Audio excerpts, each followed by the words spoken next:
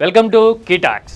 ఏడాది పూర్తయిన సందర్భంగా చంద్రబాబు మరోసారి వైకుంఠపాళి గురించి మాట్లాడుతున్నారు. 4 ఏళ్ల అధికారం ఉండగానే ఓడిపోవటం గురించి మరోసారి చంద్రబాబు ఎందుకు ప్రస్తావిస్తున్నారు? చంద్రబాబుని ఒక అభద్రత, ఓటమి భయం వెంటాడుతున్నాయా? 2019 ఎన్నికల ప్రచారంలో మోడీ చెప్పినట్టు వరుసగా రెండోసారి గెలిచిన ట్రాక్ రికార్డ్ లేకపోవటం అనేది చంద్రబాబు భయానికి కారణమా? పైగా 2019 ఎన్నికల్లో టీడీపీ ఓటమికి సిబిఎన్ చెబుతున్న 2 కారణాలు చూస్తే నిజంగా ఆశ్చర్యం అనిపిస్తుంది. అసలు ఓటమి, వైకుంఠపాళి అనేవి ఎందుకు వస్తున్నాయి? చంద్రబాబు దాచిన 2 నిజాలేంటి? డీటెయిల్డ్గా చూద్దాం. This is కీటాక్స్.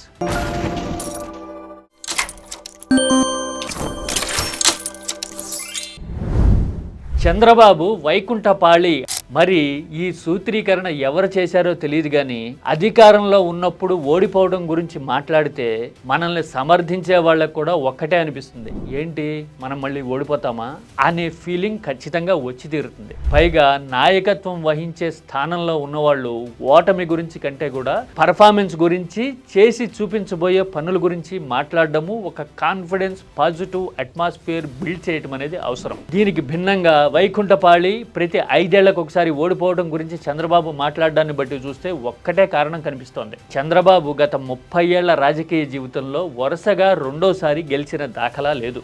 అందుకోసమే 4 ఏళ్ల ముందు నుంచే తనని తాను సమాయత్తం చేసుకునేందుకు, తనని సమర్థించే వాళ్ళందరూ అలర్ట్ గా ఉండాలి అని చెప్పేందుకు ఇది వాడుతున్నారేమో తెలియదు.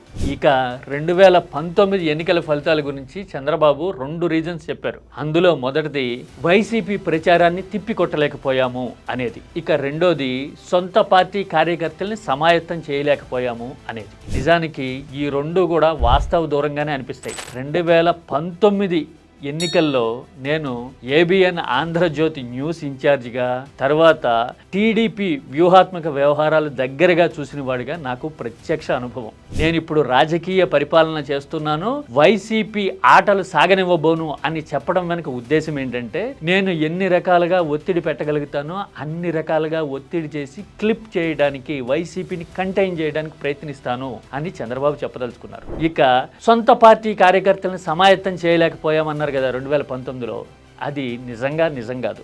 ఎందుకు అంటే పొత్తు నుంచి బయటికి రావాలి అనే నిర్ణయం 2017 చివరి నాటికే టీడీపీ తీసేసుకున్నమాట వాస్తవం. డిమానిటైజేషన్ ప్రభావం తీవ్రంగా ఉందని, ఉత్తరాది రాష్ట్రాల్లో జరిగే ఎన్నికల్లో బీజేపీ ఓడిపోతుంది, అందుకోసమే ఏపీలో హామీలు నిలబెట్టుకోలేని పరిస్థితిని, వైఫల్యాల్ని కేంద్రానికి చుట్టబెట్టి తాను బయటపడాలి అనే వ్యూహంతో చంద్రబాబు అడిగేసిన మాట వాస్తవం. అందుకోసమే జనసేన కూడా ప్రత్యేకంగా పోటీ చేసి ప్రభుత్వ వ్యతిరేక ఓటుని చీల్చాలనుకున్న మాట కూడా వాస్తవం. అంటే ఎన్నికలకి 1.5 ఏళ్ల ముందు నుంచే సమాయత్తం కావడము, ధర్మ పోరాట దీక్షలు చేయడము, జిల్లాలన్నీ తిరిగి సందేశం ఇవ్వడం చేసిన తర్వాత కార్యకర్తల్ని సమాయత్తం చేయలేక ఓడాము అని చెప్పడం అనేది అసంబద్ధంగా ఖచ్చితంగా అనిపిస్తుంది. మరి అసలు కారణం ఏంటి?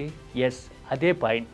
ఎన్నికలు వచ్చిన ప్రతిసారి అసలు ఎజెండా ఏంటి అనేది పట్టుకోవడంలో చంద్రబాబు తడబాటు, తత్తరపాటుకి గురవుతూ ఉంటారు. 2004లో చూసాం, తన మీద సింపతి ఉంది, ఆ సింపతిని ఎన్కాష్ చేసుకోవాలి అని ముందస్తుకు వెళ్లాలని చంద్రబాబు అనుకోవడము, వాజ్పేయి ప్రభుత్వం 6 నెలలు డిలే చేయడం వల్ల పరిస్థితి మారింది అని టీడీపీ అనుకూలవాదులు అంటారు. కానీ అప్పటికే రాజశేఖర్ రెడ్డి పాదయాత్ర చేయడము, వైఎస్ఆర్ ఇచ్చిన హామీలు, వైఎస్ఆర్ చెప్పిన మాటలు జనాల్లో నమ్మకాన్ని కలిగించడం అనేది 2004 ఎన్నికల్లో తీర్పుకి కారణం. ఆ తర్వాత 2009 ఎన్నికల్లో మొత్తం అన్ని పార్టీలని ఏకం చేసి ఎన్నికల బరిలో దిగిన చంద్రబాబు మరోసారి ఎజెండా మిస్ అయ్యారు. ఎట్లాగా? వైఎస్ఆర్ కాంగ్రెస్ ని బలంగా నడిపించటమే కాదు, చంద్రబాబుతో ఉన్న కొన్ని పార్టీల వ్యూహాలను కూడా వైఎస్ఆర్ ఇన్ఫ్లుయెన్స్ చేశారు. అందుకోసమే కంగుతింది టీడీపీ. ఇది కూడా వాస్తవం.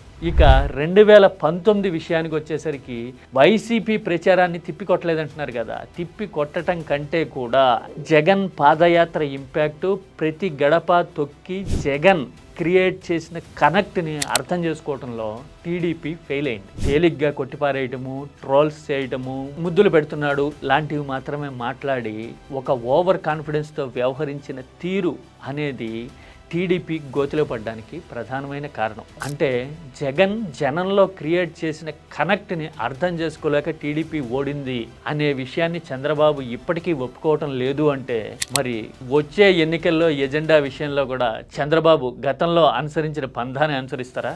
This is key talks.